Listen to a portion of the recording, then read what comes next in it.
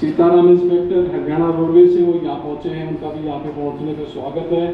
हमारे बीच में ओम प्रकाश वीडियो साहब फतेहाबाद से यहाँ पहुँचे हैं, उनका भी यहाँ पहुँचने का स्वागत है। हमारे बीच में सुरेश बावड़ जी हैं DSC संयोजक, वो भी यहाँ पहुँचे हैं, उनका भी मैं हार्दिक अभिनंदन व स्वागत करता हूँ। नेक्स्ट वक्ता के रूप में आपसे बोलते स्वदेश जी से भी एक रिक्वेस्ट की थी कि सिरसा जिला के साथ हिसार जिला में खड़ा होता है तो हमारी मजबूती थोड़ी ज्यादा होगी और हम पूरे हरियाणा को इकट्ठा कर लेंगे, क्योंकि हरियाणा का सबसे लास्ट का जिला सिरसा है, जिसका राजस्थान पंजाब से सभी ने अपने अपने विचार रखे और जो हमारे सिरसा के साथी है वो कह रहे थे सिरसा होना चाहिए, जज्जर के साथी कह रहे जज्जर होने चाहिए।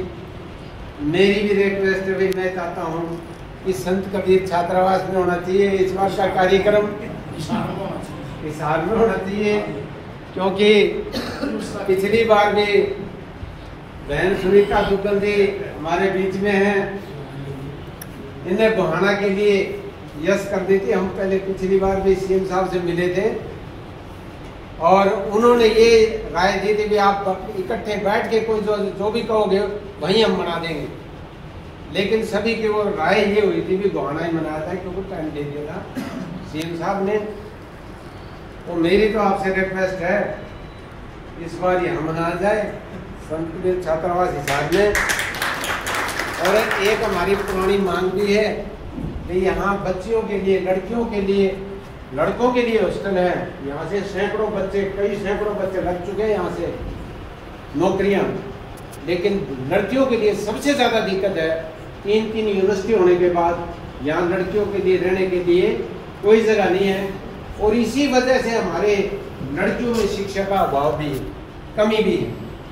तो हमारे मंत्री जी बैठे हैं, उस टाइम भी 2 एकड़ की डिमांड करी थी और उस टाइम डिप्टी CM साहब आए थे, उन्होंने आश्वासन भी दिया था, लेकिन ये डिमांड जो जमीन देने की मांग है ये CM के बगैर नहीं सिरे चढ़ सकती, ये हमें अच्छी तरह से पता है।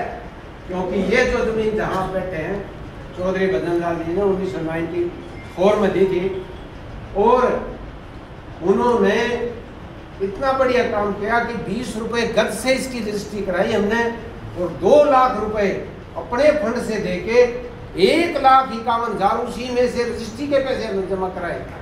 कितनी बड़ी बात है। तो ये हम ये चाहते हैं कि यहाँ बच्चियों के हॉस्टल के लिए जगह बने। और मैं तो अभी बहन जी से जिक्र कर रहा था कि जैसे कायद साहब ने रखा था सुझाव भी, एक बार मुझे याद है खट्टर साहब ने कहा था कि कबीर साहब का भी म्यूजियम होना चाहिए, हम बनाएंगे, और इसका गुरु रविदास जी का भी हम बनाएंगे। और गुरु रविदास जी के म्यूजियम के लिए पीपड़ी में प्राइम लैंड 5 एकड़ जमीन दी है और 25 करोड़ रुपया दिया है। इसका मतलब हमारे समाज में या हमारी एकता में कोई कमी है कि हम आज तक अपनी बात नहीं मनवा सके। सरकार ने, हमारी सरकार, हमारे आपके लोगों के DSC समाज के बनाई हुई सरकार है, हम भी डिमांड करते हैं कि इस बार हमें भी कबीर म्यूजियम के लिए 5 एकड़ जमीन दे और इसमें बनाने के लिए कम से कम 25 करोड़ रुपये दे उसी पैटर्न में। ये मेरी यहाँ जो नेता बैठे हैं, देखो नेता ही समाज की रीढ़ की हड्डी होते हैं, इन्हीं से ही जो समय मिलेगा या सफलता मिलेगी या कामयाबी मिलेगी या कोई आपको आपकी मांग को पूरा किया जाएगा, वो इन्हीं के माध्यम से होगा। ये CM साहब को अपने विश्वास देने की बात करेंगे, तो ऐसी कोई बात नहीं कि CM साहब इनकार कर दें, क्योंकि बड़े उदार हृदय के हैं, बड़े हंसमुख हैं, और उनको ये भी पता है कि इस बार की सरकार DSC समाज और उसमें भी धानक समाज का बहुत बड़ा योगदान है। और जो बात बीच की रैली में धानक समाज के नेताओं ने की थी, स्वदेश कबीर जी ने कही थी, और सबसे पहले मेरे को बुला रहा था, मेरे को बल्कि टोका गया, आप पार्टी की बात क्यों करते हैं। मैंने सबसे पहले कहा था हम भारतीय जनता पार्टी का साथ देंगे, इस बात पे कुछ पीछे से आवाज आई थी कि आप पार्टी का नाम मत लो, मत क्यों ना ले, और हम क्या कांग्रेस को देंगे? नहीं, ये बात हमने वहां कही थी और उसका बहुत बड़ा असर हुआ। स्वदेश कबीर जी ने खुले शब्दों में कह दिया था और उसका असर हुआ कि आप ये बीजेपी की तीसरी बार सरकार बनी और ये बात आपकी सरकार भी मानती है, क्योंकि नेता हर टाइम बैठते इनको पता है। तो मेरी तो ये निवेदन है कि कबीर म्यूजियम के लिए इस बार जरूर डिमांड करें, और हमारी तो सबसे मेन डिमांड है कि लड़कियों के हॉस्टल के लिए यहाँ मतलब मिलनी चाहिए। इन्हीं शब्दों के साथ आपसे दोबारा से ये रिक्वेस्ट करता हूँ कि एक बार फिर जो है इस बार हमारे प्रोग्राम शहर के ये मौका दिया जाए। धन्यवाद। जय Bhim. Well begin is half done, कि कोई चीज की अगर शुरुआत अच्छी हो जाए ना, आप ये मान के चलो कि वो बहुत अच्छा होने वाला है।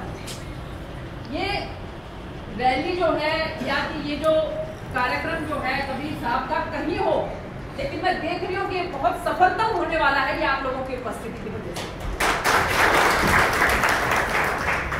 तो बिल्कुल हम लोग धीरे धीरे धीरे धीरे तरक्की की तरफ बढ़ रहे हैं। और जैसा कि गायक साहब ने कहा कि पहले जो हमारे नेता थे उनका एजेंडा कुछ और होता था।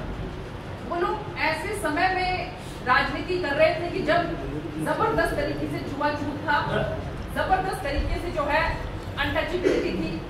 ऐसे समय में उन लोगों ने राजनीति की, तो उनका एजेंडा यही रहता था कि हमारे समाज के लोग जो है इनसे छुआछूत ना हो, और ये भी अपने आप लोगों को ये समझें कि हम भी जो है वो मुख्य धारा के लोग।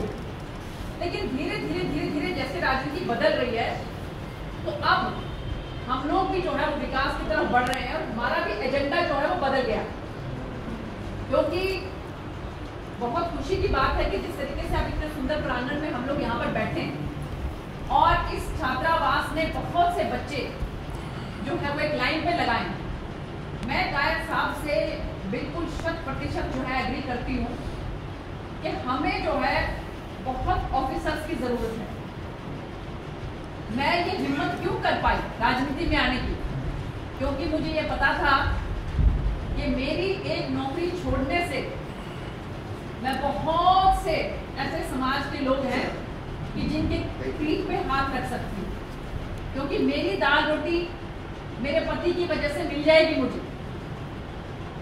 लेकिन ये राजनीति बहुत जरूरी है, ये सभी चीजों की दूरी है। यहाँ से आप बड़े बड़े नेताओं से, पार्टी के वरिष्ठ जो हमारे नेतागण हैं, उनसे बातचीत कर सकते हो, उनसे अपने समाज के दर्द को रख सकते हो। मुझे ध्यान है कि मुख्यमंत्री आवास पर सभी समाज के लोगों को एक एक करके बुलाया गया, और उसमें जिस भी समाज के लोगों को बुलाया जाता था तो उनसे पूछा जाता था कि आप लोगों का जो पैतृक जो व्यवसाय है उनमें से कितने लोग ऐसे हैं जो अभी भी कर रहे हैं। तो जैसे हम बात करें प्रजापत समाज की, कि प्रजापत समाज के जब लोग आए, सबसे पूछा गया कि आप में से कितने अभी ऐसे हैं जो अभी भी बर्तन बनाने का या जो कुम्हार भाइयों का जो काम है वो काम करते हैं। और क्योंकि मुझे हर उसमें जाने का मौका मिला, तो मैं देखा कि कम से कम भी 40% 50% लोग अभी भी हाथ खड़ा कर रहे हैं कि हम वही पैतृक काम कर रहे हैं। लेकिन वो पैतृक काम करने से वो सिर्फ अपनी, ये कह लो कि सिर्फ ब्रेड एंड बटर, सिर्फ अपना 2 टाइम की रोटी का जुगाड़ कर सकते हैं, उससे ज्यादा तरक्की नहीं कर सकते। ऐसे ही जब हमारे समाज के लोगों को वहां पर बुलाया गया और उनसे पूछा गया कि आपका पैतृक व्यवसाय क्या था, तो हमारा तो पैतृक व्यवसाय जो है कपड़ा बुनना था, कि अब कितने लोग करते हैं। एक ने भी हाथ नहीं खड़ा किया था, आपको याद हो जो, क्योंकि सब के सब जो है वो या तो पढ़ाई लिखाई करके कोई अफसर है, कोई छोटा कर्मचारी है, या मुझे तो लगता है कि जितने भी व्यवसाय हैं, हर व्यवसाय के अंदर हमारे समाज के लोग जो है वो घुसे हुए हैं किसी ना किसी जो है। तो इसलिए कोई वैसे नहीं कह रहे अभी 52 रुपये जाता है, क्योंकि सच में इतने ज्यादा प्रतिभाशाली हैं कि जिसमें भी हाथ डाल देते हैं उसके अंदर जो है वो सफलता अर्जित करके ही रहते हैं। तो इसलिए मेरा सच में आप लोगों से ये आग्रह है कि अपने बच्चों को नशे से दूर रख के जितना ज्यादा हो सके उतना पढ़ाई करवाएं। अब मैं पॉलिटिक्स में आके भी महसूस कर सकती हूँ कि बेशक से ठीक है हमारी एक एक्सेसिबिलिटी हो जाती है बड़े बड़े लीडर्स के साथ, लेकिन काम हमें अभी भी अफसरों से ही कराना पड़ता है। अगर कोई काम है, अभी कल ही जो है पालूवास के अंदर हमारा भाई तो धर्मवीर डाबला आया नहीं, उसने बहुत बड़ा कार्यक्रम वहां पर किया हुआ था और डीएससी समाज के संगठन के बहुत सारे अलग अलग पूरे हरियाणा से लोगों को उसने जोड़ा हुआ था। वहां पर अरविंद शर्मा जी जो है वो मंत्री मुख्य अतिथि के तौर पर वहां पर उपस्थित थे। तो वहां पर मैंने देखा कि हमारे बड़े बड़े पहलवान जो है वहां पर, एक जो हमारा हिंद केसरी है उत्तराखंड के अंदर, वो हमारा भाई वहां पहुंचा हुआ था, लडवाल है, रवि लडवाल। हाँ जी। तो हमारे बच्चे जो हैं उनको सपोर्ट की जरूरत है। अगर हम उनको सपोर्ट करें, और वहीं पर ही हमारे दो भाई ऐसे थे कि जिनके साथ 20 लाख रुपए का बहुत बड़ा फ्रॉड हुआ और इतना वो लोग दुखी और परेशान थे कि उनके परिवार का एक सदस्य तो सदमे के कारण जो है वो चल बसा और दर दर की वो ठोकर खा रहे। जब मेरे पास आए तो उन्होंने कहा कि बहन जी हम बहुत परेशान हैं और आप ये देखिए कि इसमें क्या कर सकते हैं। तुरंत प्रभाव से मैंने एसपी को फोन किया और एसपी ने कहा कि जी आप मुझे व्हाट्सएप कर दो, मैं कार्रवाई तो तुरंत शुरू करवा दूंगा और जैसे ही मैं आता हूँ इनको कहना मेरे से मिल लेंगे। तो मेरे कहने का भाव ये है कि काम हमें भी ऑफिसर से करवाना पड़ता है और अगर उस ऑफिसर्स के लाइन के अंदर हमारे अपने समाज के लोग बैठे होते हैं तो हमारा भी हौसला बहुत ज्यादा बढ़ जाता है।